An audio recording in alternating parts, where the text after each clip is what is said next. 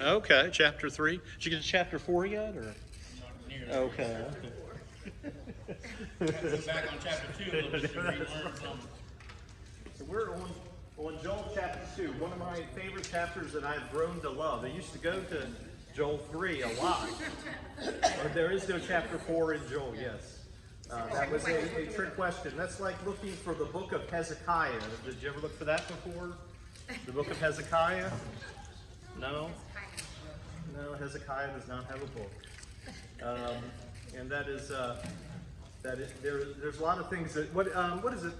Some people did a list. You can actually find this at Liberty University. There's a lot of sayings that we think are in the Bible or not. This isn't a joke, so to speak, but it's like, that we hear God helps those who help themselves is not in the Bible. We've heard that in different things, and there's a lot of, what's that? It's not definitely not, because I've tried to search. You tried to search? I actually tried to search. That's interesting. Godliness cleanliness is next to God. And that is not there either. No, that's not. And in fact it says, bodily exercise profit little. And implying that godliness is where you need to be. So that means stop exercising. I would say bless their little heart. Yes. What's that? Bless their heart, like. Yeah, that's true. Bless, yeah. I think it's a seventh word. Yeah, bless their heart. It's a seventh word. That's what you do. You know who somebody the secret Baptist gossip is. Here, let me give you a prayer request to pray for. So you know what I mean. Somebody takes you all over the corner and says, "Can you pray for this person?" Here's what let me pray for here. There was like three guys. Three ministers. One was Jewish. It sounds like set up a joke. A Jewish rabbi, a priest, and a Baptist minister. They all were sharing secrets, and the Jewish guy said, "I sometimes take from the money plate. We're all going to share." And the Catholic priest says, "I sometimes take a little nip from the wine in the back." And then the third guy is the Baptist minister, says, "Well, I have a problem with gossip, so I can't wait to get out of here." So that's in Baptist it makes sense because that's where it's known to be. Anyway, we don't want to center out any denomination. We all gossip and it's wrong, but we can pray for one another. And that's the thing, just as a practical sense, and you probably all have realized and tried this. If anybody asks for prayer, stop right there and pray for them if at all possible. Because that way sometimes we all forget, but if we can pray right there for somebody, that's good. And usually, you might get this, is that if you think about it, some people think, oh, if I pray right there, that's embarrassing. But I bet you everybody that walks by are going to say, at least bless their heart, to go in and do that. Because the world even will respect that. You realize that? If you stop there and pray for somebody, as long as it's not, influx of somebody's way of operations or anything like that at work, a lot of people are like, wow, that's amazing. You can find, I've been to a lot of secular parties, and knowing that you're a Christian, they ask you to pray. It's an honor. And you can give the gospel there. So that's one reason why it's always good to share your stand of faith in different areas. You don't have to go and preach it to them every week. Just kind of say, hey, I'm a Christian. I believe in the Lord. However you want to present, God leads on your heart. And kind of leave it at that. You don't have to have a weekly sermon because that gets annoying, honestly, for some people, unless somebody's asking you for it, particularly, and then you got to be private with that. But that was, minister there. So, let's talk When you about. pray with someone, don't pray with them for 20 minutes. Oh, this is excellent. Yes, thank you for that. Yes. Oh, what a good Keep it advice. short, like 1 or 2 minutes. Yeah. I heard about your prayer. Yeah, that's a good point. Very good point. Yes, like Sherry has.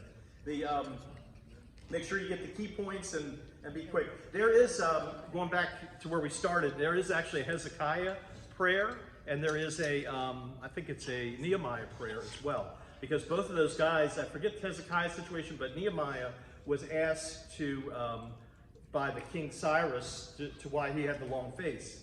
And the Bible has like a little parentheses and says, hey, that he had a little prayer right there, but it was like a second or two, and he had a little prayer. So that's interesting to know that God honors prayers that are a second or an hour, but that's where we talk about pray without ceasing.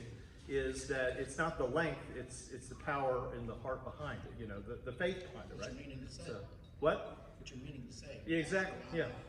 Remember the, back in the day,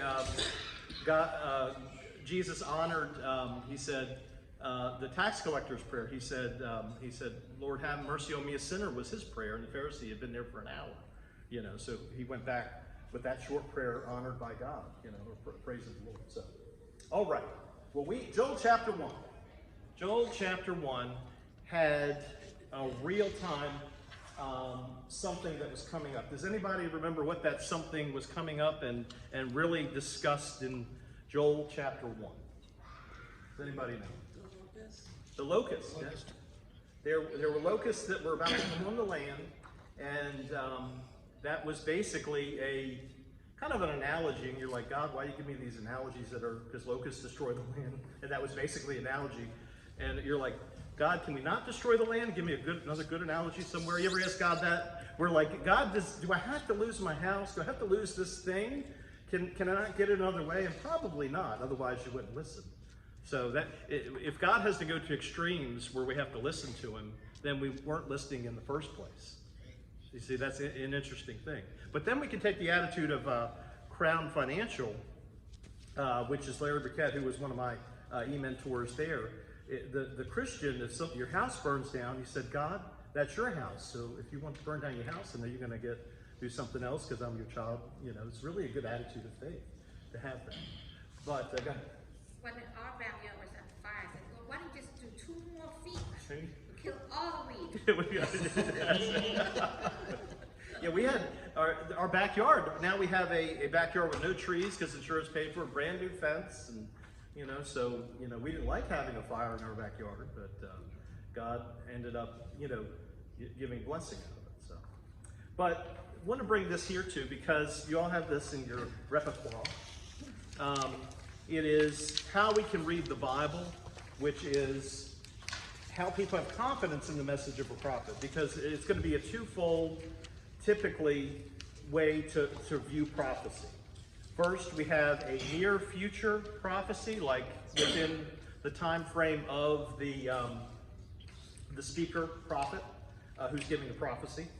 And then we also have usually a messianic or further out prophecy that's going to be fulfilled from the same prophecy.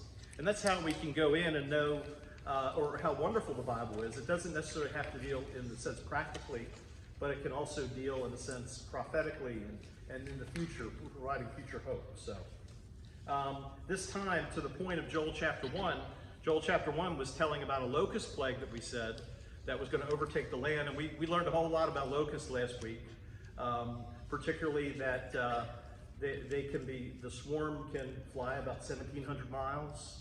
And so you can get from one coast to the other, no joke, and it can be 2.5 miles long. Or no, did I say 2.5? I meant 200 miles long. So I think that's what I said, right? Yeah, so 200 miles long. So 2.5 sounds big, but imagine 200 miles of locusts. So that actually happened to this land of Israel, and Joel was in the southern kingdom, the Judah and Benjamin territory, and this locust would come soon after his prophecy in the next few years. There's probably historical records, but it's not our point here to do it, but it actually happened. The locust came and overtook the land, exactly how God in chapter 1 said. Okay, so it was almost a call to prepare yourself because disaster is coming. Okay, now we know, does anybody know that there are locusts also in Revelation? You all remember locusts in Revelation? Remember with the hair and the tails? So that could be, some of that is a precursor to that coming as well. So when we talk about locusts, so you can see kind of like this near future, like in my lifetime, prophecy coming true, and then in the future. A really more friendly one is Micah 5:2, where it shows that Jesus was going to be born in Bethlehem, and then it actually was which would be about 700 years later, but then it was for a king to be encouraged right then. So we can also go in and actually look at the Bible and look, okay, it's for right now and then for later. And I was telling Barry, I said it's kind of like the candy now and later. So you go in and take that. That gets stuck in your teeth. And sometimes the prophecy does too. So the idea is that we don't want to hear sometimes the prophecy that God has for us. But there's a third tier. If I have a prophecy that's going to come soon, and then I got a prophecy come later, what would be a third tier that's not on this chart that you can take a guess at? Yeah, look, he already. We were That's why talking. I asked questions earlier. That's right. There's a personal prophecy. So you can. It's the Bible. The prophecy is meant to be how it's shared, because there's the term goes. There's one interpretation, but many applications, right? So the idea is that you can. Who knows you can take the Bible to a personal application? Does anybody get that? Okay, everybody knows that, right? Okay, good. So Meaning that whatever you're facing against now, yes, apply it. exactly, and that's why we read the Bible in a sense too. In a sense, it's not just stories; it's we can apply it to our lives. See, I'm doing that now Yeah. How are you doing? through job, more than like my jobs and stuff. Learn to be patient, stuff like that, and learn to have faith in the Lord. Right. And so If you you don't use have that. faith in Him, then nothing's going to work. Right. So prophecy is about hope. So you have hope in the Lord that He's coming in a shape, one way, shape, or form. Any questions on the near and far? Any questions on this chart here? Because it might be cut and dry, but there could be something outstanding that we haven't covered. I think it's important to do that because we've had people in this church that actually have said in leadership that I don't want to learn prophecy or what's going to happen later or even in my lifetime. I want to know how it applies to me and nothing else. And that is actually not good. No. So because we have to take the whole three tiers and from the Bible what it says, because Bible is talking about who is the focus of the whole Bible regardless? Jesus. Hold on a second. Honey, there is a man out there and Alicia is out there.